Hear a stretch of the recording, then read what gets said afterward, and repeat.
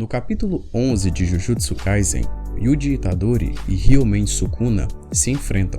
Nesse ponto, o protagonista está quase morto, pois Sukuna arrancou seu coração, e ele oferece um acordo. Ao ouvir o comando "submeta-se", Yuji perderá o controle do seu corpo e Sukuna assumirá o comando por 1 minuto, além, é claro, de esquecer aquele pacto. Yuji recusa, pois, segundo o próprio, naquele momento ele percebeu algo. Sukuna é o puro mal e ele jamais barganharia com o demônio.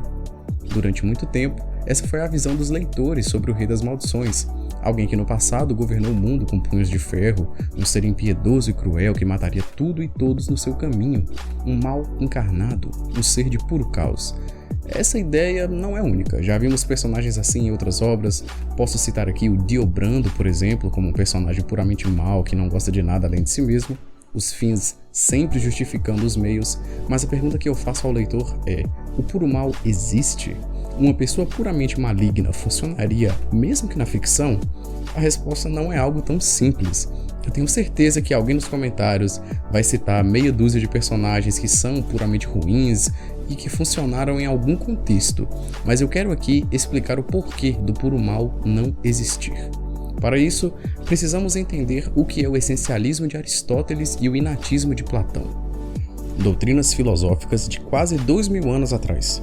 A primeira nos diz que os atributos de um ser, inteiramente, independentemente da linguagem em que a coisa é referida, se é que é referida, pode ser essencial ao ser. Ou seja, se você é mau, o mal lhe é necessário para te tornar quem você é. Sukuna seria Sukuna se não fosse mau.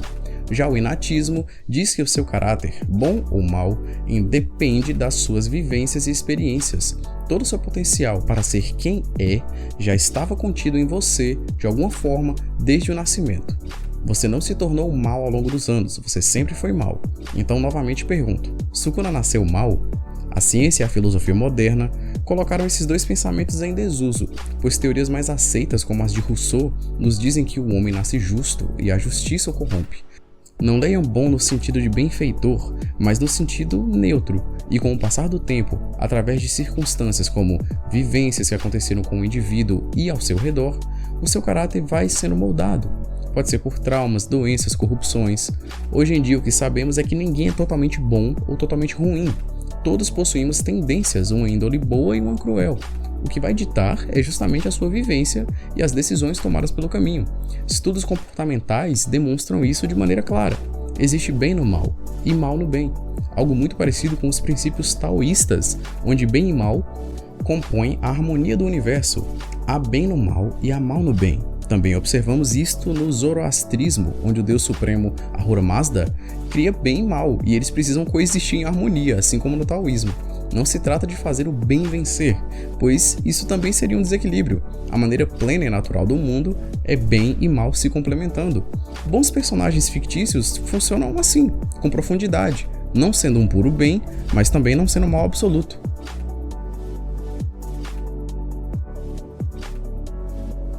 Os maiores vilões da ficção tendem a seguir essa mesma lógica, algo mais próximo do que vemos na realidade. Visto tudo isso, há algo bom em Ryomen Sukuna? Gege Akutami finalmente estabeleceu novas camadas ao personagem, algumas até contraditórias com a fala do Yuji sobre Sukuna. Com o tempo, a maldade se torna uma indiferença com os seres mais fracos que ele. Por exemplo, em Shibuya, Sukuna causa um massacre, retalhando centenas de pessoas, e não demonstra nenhum remorso, pois o objetivo dele ali era proteger o Megumi. Ele também mata Mimiko e Nanako, as filhas do gueto, pois segundo ele, elas tentaram lhe dar uma ordem. Mas o que ele fez com Jogo? Ele o enfrenta de maneira até justa, e após derrotar a maldição de grau especial, após o vencer, eles conversam sobre a natureza humana. Jogo diz que quando renascer, serão finalmente humanos, mas Sukuna o repreende, dizendo que as maldições deveriam ser melhores que os humanos. Humanos e maldições conspiram uns contra os outros na intenção de ver quem tem mais valor, enquanto deveriam apenas se esforçar para cumprir seus objetivos, mas elas temiam Satoru Gojo, e isso os tirou a vontade de vencer. E por fim, ele diz: "Mas sabe, não foi tudo em vão. Foi divertido. Humanos, xamãs, maldições, de todos os que enfrentei nos últimos 1000 anos, Você foi um dos mais agradáveis. Orgulhe-se, você é forte. Jogo chora ao ouvir essas palavras, e aqui vemos um pouco sobre a personalidade do Sukuna. Ele é o mais forte, por isso não enxerga a humanidade, os xamãs e até mesmo as maldições como seus semelhantes. E aqui eu deixo o seguinte questionamento: não é o mesmo que fazemos com outras espécies? Sukuna não vê problemas em matar humanos, xamãs e maldições, da mesma maneira que um garoto não vê problemas em queimar um formigueiro com uma lupa, algo extremamente sádico, mas para a criança é uma brincadeira. Ela não se importa com a dor das formigas, o que centenas de formigas agonizando significam para um ser humano. Na perspectiva do Rei das Maldições, somos as formigas. Outro exemplo interessante é o considerado por muitos melhor vilão da história dos mangás, o Rei das Formigas Quimera, Meruem. O Rei das Maldições, o Rei das Formigas, eu vi isso em Gege. Um grupo de agricultores implora por suas vidas e Meruem lhes diz: humanos idiotas, façam os seus cérebros frágeis trabalharem e pensem. Vocês alguma vez pouparam a vida de um porco ou uma vaca quando eles imploraram por suas vidas? Podemos dizer que eles são imorais por desprezarem a vida humana, sendo que nós desprezamos a vida de quem julgamos inferiores? A discussão vai muito além disso, eu sei, mas o ponto principal é esse. Talvez Sukuna não seja o puro mal como Yuji pensou. Talvez o conceito de maldade do protagonista seja diferente, mas o próprio Sukuna vai falar um pouco sobre isso. No único flashback do passado do Rei das Maldições, podemos observar algo interessante. Sukuna é temido, mas venerado, e ocupa uma posição de destaque. Segundo os próprios moradores da região, ele havia derrotado diversos feiticeiros poderosos e maldições. Não havia nada que o pudesse parar naquele momento. Então, qual foi a solução? Coexistir com ele de maneira pacífica. Eles até mesmo rezavam para o Rei das Maldições, pedindo por proteção e boas colheitas, além de deixar bem claro que não existia inimizade entre eles e Sukuna. Eles desejavam uma relação pacífica e amigável.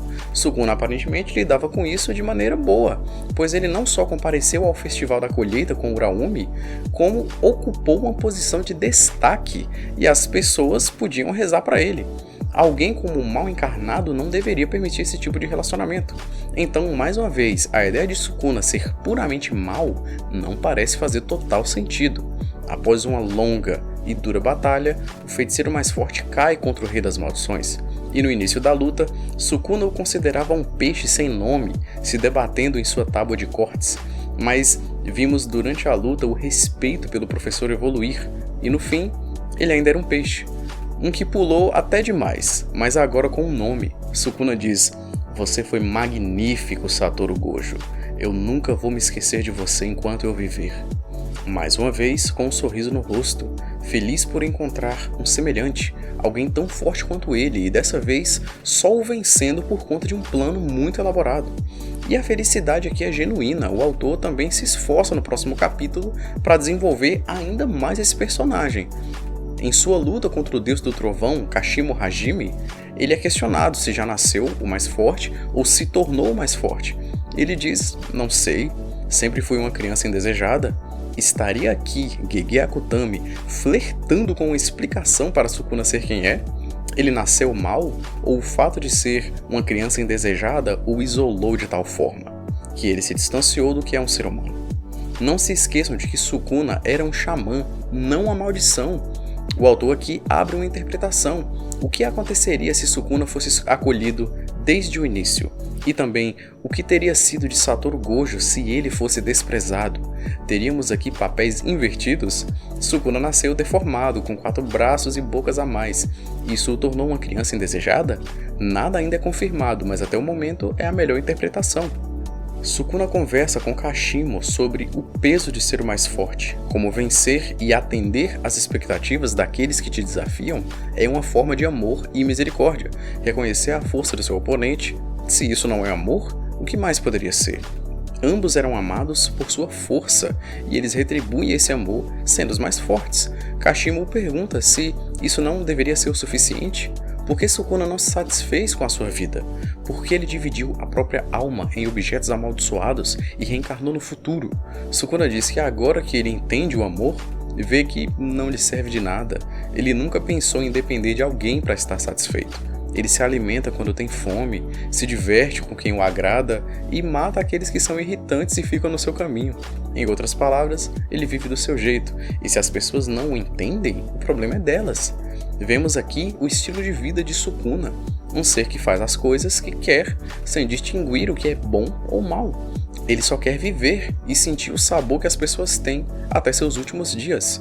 Isso é lindo na ficção, e deixando bem claro que isso só se aplica à ficção. Aqui funciona pois nenhuma consequência será implicada na vida de ninguém. Mas outra coisa interessante é como a ficção nos permite ver a moral de maneira mais subjetiva, onde moral em si depende do contexto em que o sujeito está inserido. Por exemplo, um leão que cruelmente abate sua presa é imoral? Ou uma orca que brinca com um alimento antes de o consumir é imoral? Para o Sukuna, somos presas. Não há remorso em tirar vidas humanas da mesma forma que não há remorso em nós tirarmos a vida de um inseto. Tudo depende do quanto de você mesmo você enxerga no outro. Muitas pessoas não conseguem abater um animal, por exemplo, mas pisar em uma barata, mesmo sem ela representar risco algum, isso a maioria das pessoas consegue fazer. E se para o Sukuna você for a barata?